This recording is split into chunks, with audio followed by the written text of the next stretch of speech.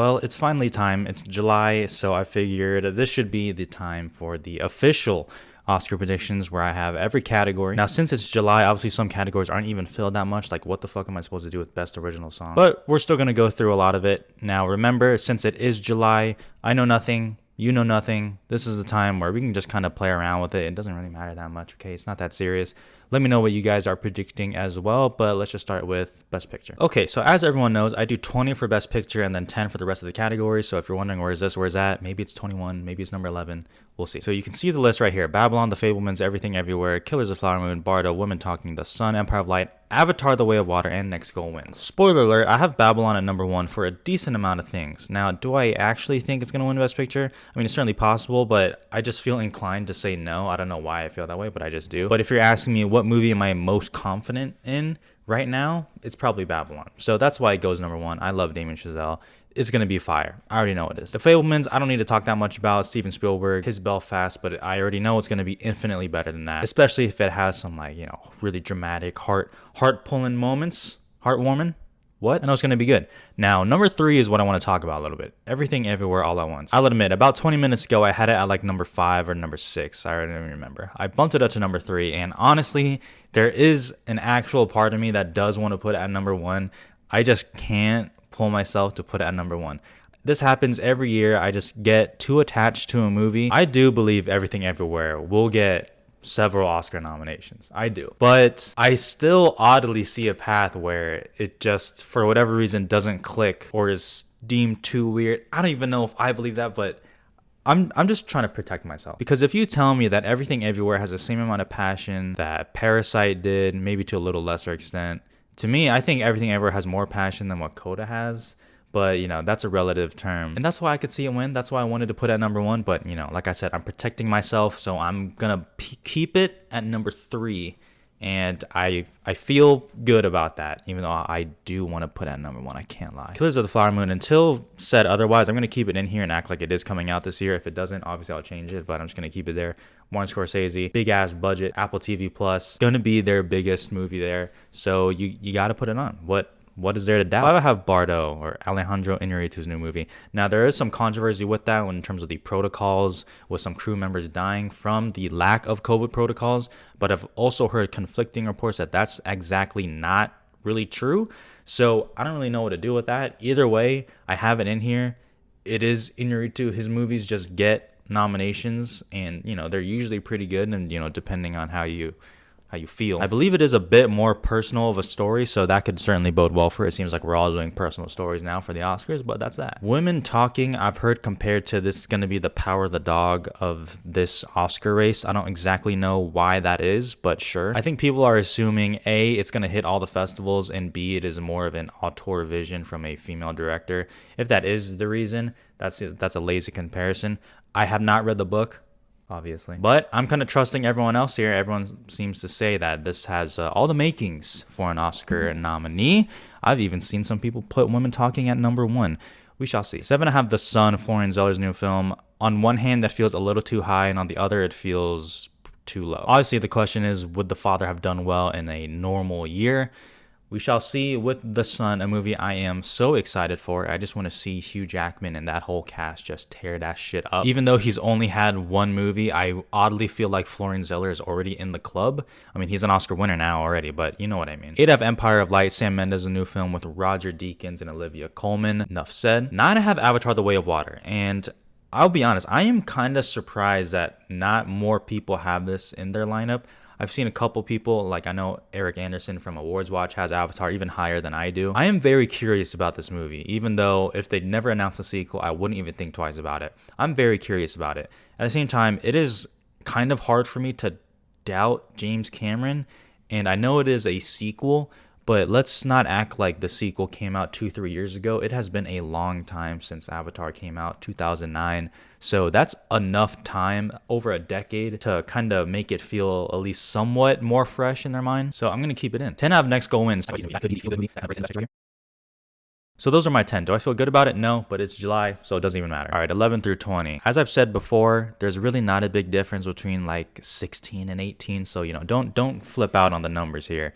11, I have She Said. Is this Bombshell? Is this Spotlight? I don't know. I am excited to see it though. I mean, obviously Carey Mulligan coming back. It has all the makings for it, you know, with the Harvey Weinstein case. But it's tough to say how I really feel about it. 12 out of Amsterdam. And Amsterdam for me is the biggest question mark of the Oscar race for sure. David O. Russell, entire cast of Hollywood led by Christian Bale, Margot Robbie, and John David Washington. Shot by Emmanuel Lubezki. I mean, it's on paper, it's tough to deny. At the same time, is this a film Twitter thing where film Twitter is going to hate it because of who David O. Russell is, which is very valid, and then everyone else is like, what a great movie? Or is this going to be largely just ignored kind of by everyone? I really don't know. 13, I have Rustin, and Rustin's pretty interesting because I've seen some people include it in Best Picture. I've obviously seen a lot of people predict Colman Domingo to win Best Actor. I am a little bit more hesitant on it. I do think it's a play for actor, which we'll get to, but picture, I don't know, for some reason I'm just not getting that vibe. It is the director of Ma Rainey's Black Bottom, George C. Wolfe, so Ma Rainey probably would have gotten in a field of 10. I think it would have. It was a COVID year and it still didn't get in then, so tough to say. 14, I have Top Gun Maverick. Just an absolute juggernaut of a box office machine. I mean, my God, it is only dropping like 9% as of when I'm recording. I don't know when you guys will see this. And honestly, I do think Top Gun Maverick will get some below the line nominations. So if that is good enough to throw it in Best Picture, maybe it is. 15, I have 13 Lives. As of when I'm recording, the trailer came out, so it looks interesting. I'm definitely going to say this when I actually review it, but I don't want to compare the movie to The Rescue because that's not like actual like criticism. Like you can make that observation, but that's not really criticism against the movie to be like, well, it's not the documentary. It could still hit. Like nothing about this movie has changed except the release date. It was said to come out in the fall for the Oscar season, and a lot of people had it higher up. And then as soon as it was announced that it was going to move back to July, August to kind of boost up Prime Video, then everyone kind of took it off, even though the movie never really changed. I'm keeping it at 15.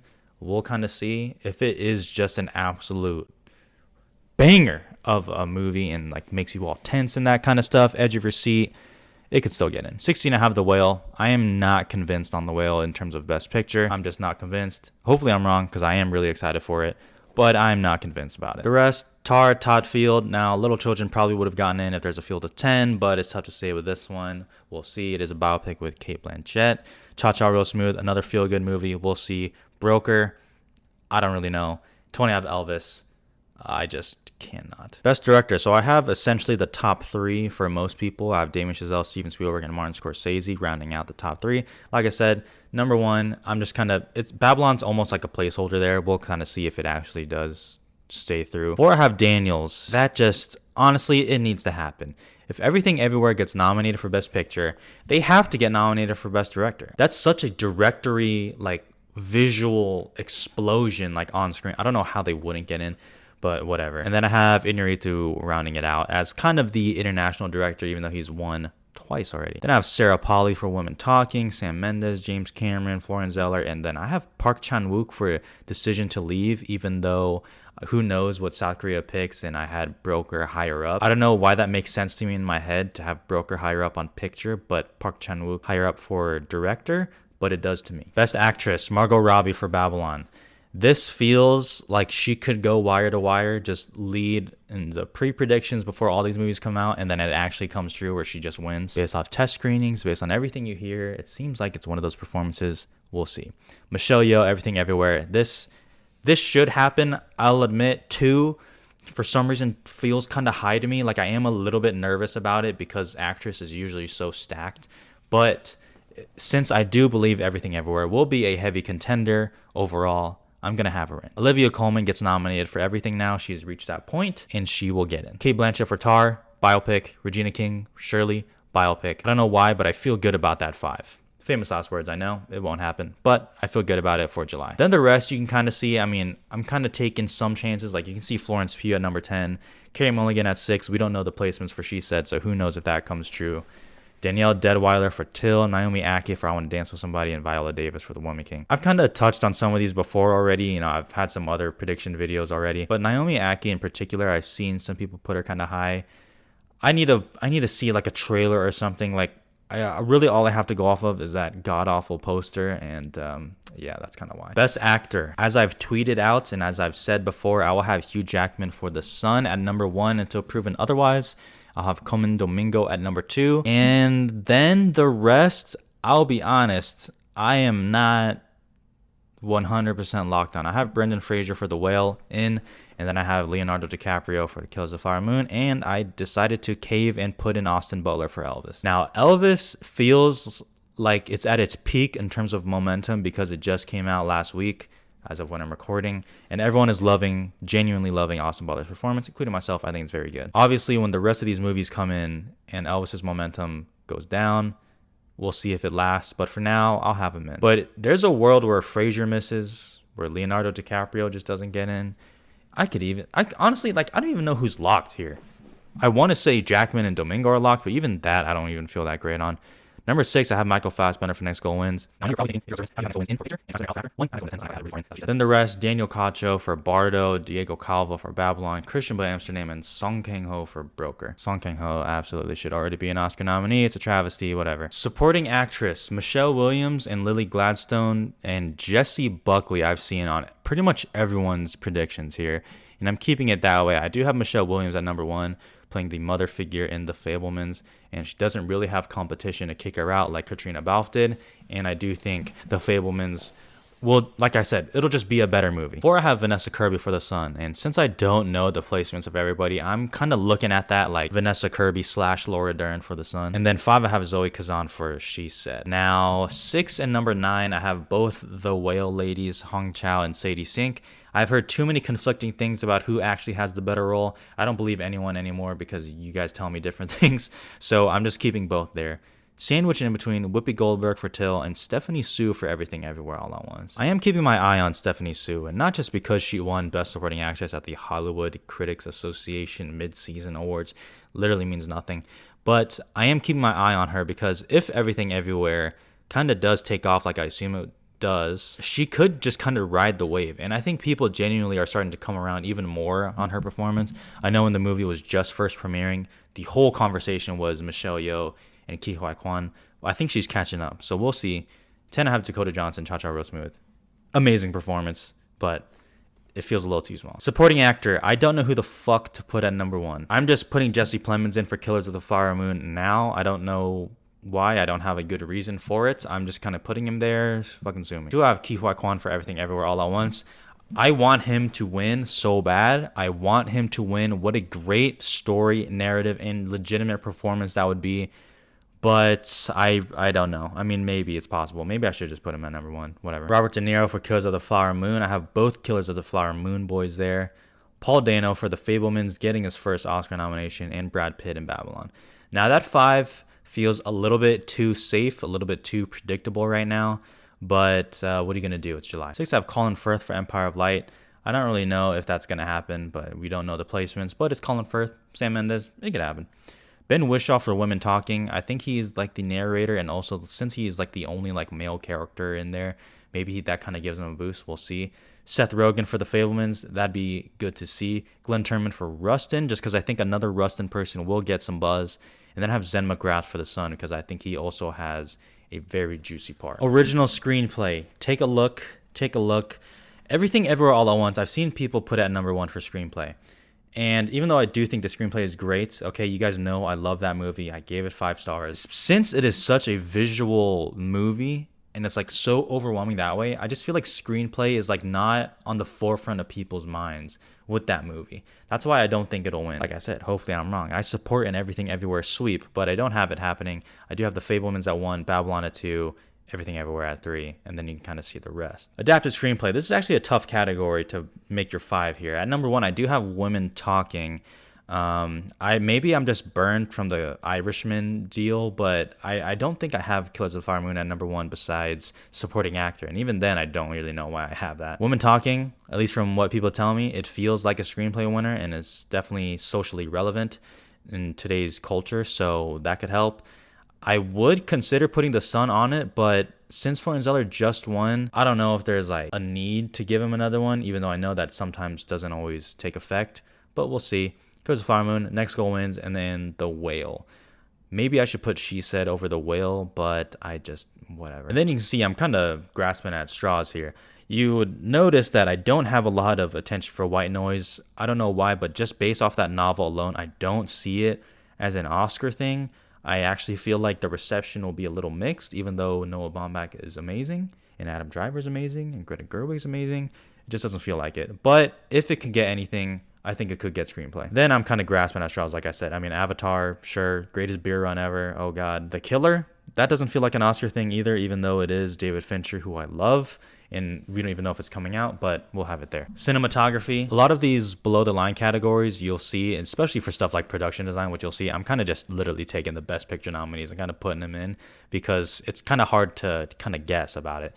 But for cinematography, Babylon, maybe I should have Empire of Light at number 1. It's Roger Deakins though. Whatever. Babylon, Empire of Light, Killers of the Flower Moon, Bardo, and Avatar: The Way of Water. Takes out the Fablemans. Maybe I was thinking about putting him in just because he's teaming with Kaminsky. Amsterdam is interesting because, like I said earlier, it is Emmanuel Lubezki, who's one of the most iconic cinematographers ever.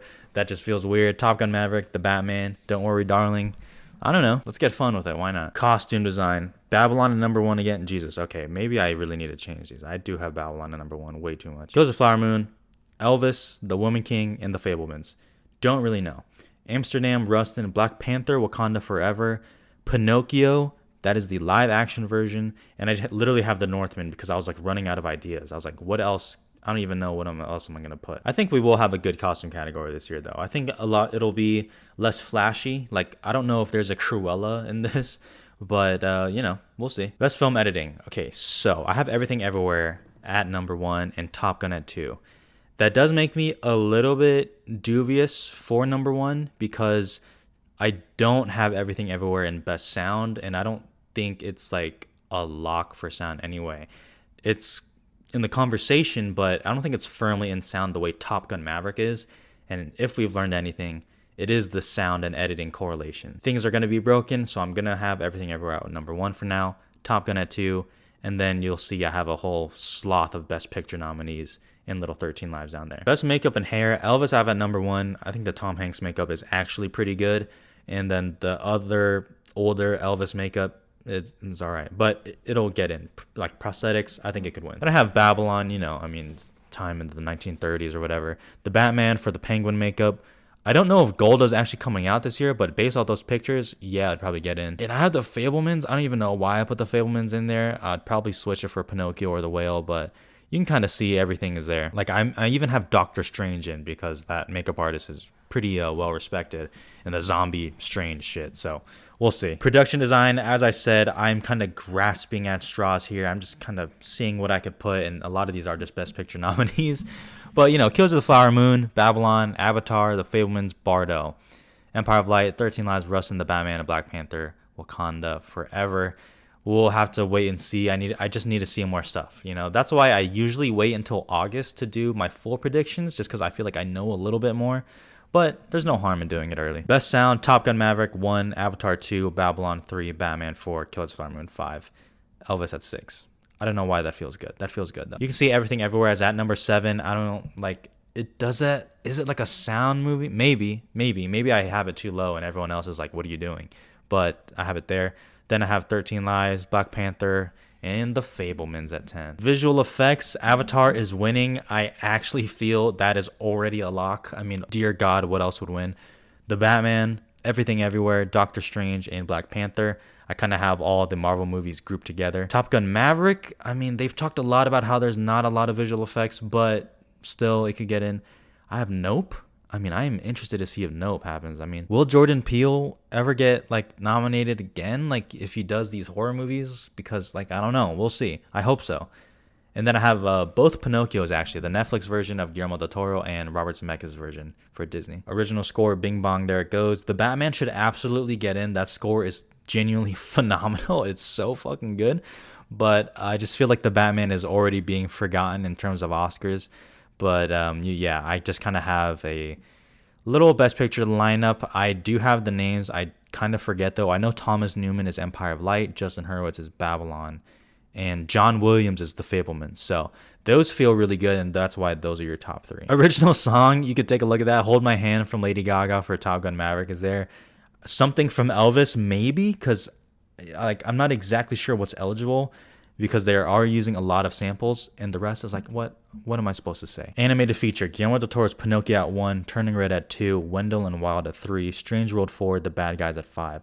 I don't have Lightyear getting in. It just I didn't like Lightyear that much. I know some people did, but it just feels so whatever that I feel like it could miss. And then you can kind of see the rest there, but the 5 right now honestly feels oddly good to me, and I know I've said that a while, which is very funny because it is in July.